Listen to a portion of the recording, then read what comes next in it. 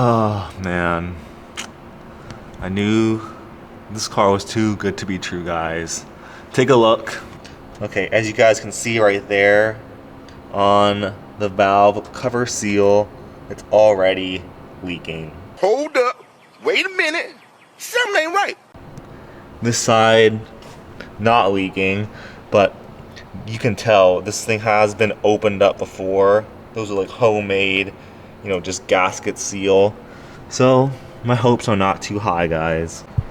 All right, so now we got the air box out. We can see a lot better. So, you know, first impressions. Previous owner liked to draw on his engine. Also could see he was a fan of, you know, that. So basically I'm gonna do a compression test now. And for those of you who have never done one before, basically what you do is you have your coil packs here, 1, 2, 3, 4 on each side. And you pop off these, make sure you pop off all of them so the engine doesn't start. And then what we're looking for here is engine compression in every single cylinder. What you want to have is even distribution across all cylinders is the most important. It'll tell you which cylinder is bad. Let's just say this is like 190 and all of a sudden this is 120. Then something's wrong here. Could be a lot of different things, but this at least helps you get started. First cylinder is ready to go. So basically this is your you can call it like your spark plug tube. It's threaded just like the spark plug on the other side. The kit comes, you can just get it at Harbor Freight with like 5 different ones. So no matter what car you have, German, American, Japanese, it should come with, you know, plenty of options. And this is removable. That just, you know, connects to your gauge right here, and this tells you the compression. So let's see what we get. Also, for this specific car, we're looking between ideally 160 to 190. So fingers crossed, hopefully we get that across all 8 cylinders. If the engine starts, just turn off the key, but it shouldn't start. All right, turn the engine off. And then we're gonna go over here and read our gauge. Let's see what we get. All right. So we're almost at 180 for this cylinder, which is not bad. So let's keep going. Just got the compression test done. Thank God, it's pretty good. So we were bouncing around between 165 to 180 PSI. Now, you also have to keep in mind, if your battery is not on a tender, you're gonna naturally get lower PSI toward the end, which is exactly what I was getting, because you're just sucking up the juice, just cranking the car. So I think this car, the engine is pretty solid actually. So I think what we're actually gonna end up doing is keeping it NA, but do just like, you know, subtle, we're gonna tune the car for sure, and then just do like subtle bolt-on parts to increase the performance just a little bit. Hey guys, sorry to interrupt this video, but I just want to say, guys, this is a perfect time for you to go and cop yourself original Cascade flannel. Keeping it plain and simple, guys. It's not your Walmart special flannel. It's very, very, very nice. And hey, worst comes to worst, you can always return it if you don't like it. So this is your sign. Go get yourself a Cascade flannel, originalcascade.com. Now let's get back to the video. All right, guys. So I did a couple of things before from the last video.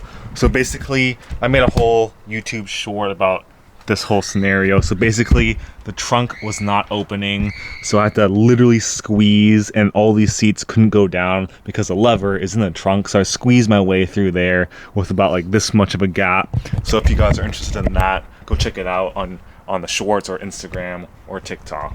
So next thing we gotta do here is we're gonna take out the ECU, because we are gonna do the automatic to manual swap. And guys, check this out.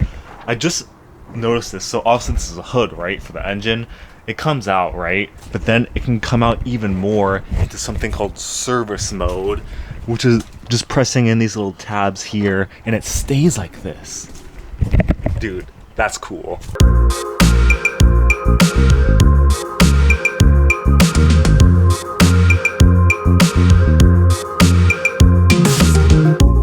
Reason why we need to recode it is because of this reason right here. So if we hop on inside the car, All right, so automatic transmission, right? So if you just straight up swap this with the manual, and let's just say this thing will think it's in park the whole time and the engine won't start if you don't recode it. So it'll just think the car is in park, and then even though you're in neutral with the manual, the sensor is all set up for this setup right here. So you need to send it out, get it retuned, and this guy's able to tune like an extra 30 to 50 horsepower to this thing, so that's always good. Now we're gonna start attacking the engine here. This is the air box. Got some new filters for that. If you come over here, we got the full service kit.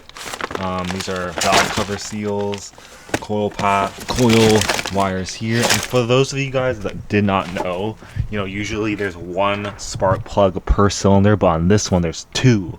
So that means there's 16 spark plugs for this bad boy right there. And as mentioned, guys, you can see here that there is a leak on top. Come on, focus. A leak on top of the valve covers here, so it's a good thing we're going to be replacing that.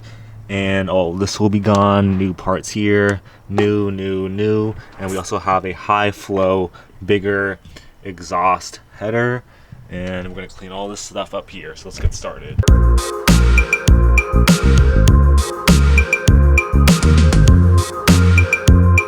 Check it out. So I just cleaned up this valve cover here, and look at this exposed wire to one of the fuel injectors. Hopefully that's not an issue right now. Hopefully it just needs to be re-sealed and good to go, but I'm gonna take a voltmeter and test that once I get the ECU back, and hope for the best. Valve cover is off, so we're gonna do a quick little inspection here. Some little wear marks like right there, I'm a little not worried about, but wonder why that happened. And then everything else looks okay. Like, what is this little spot right there?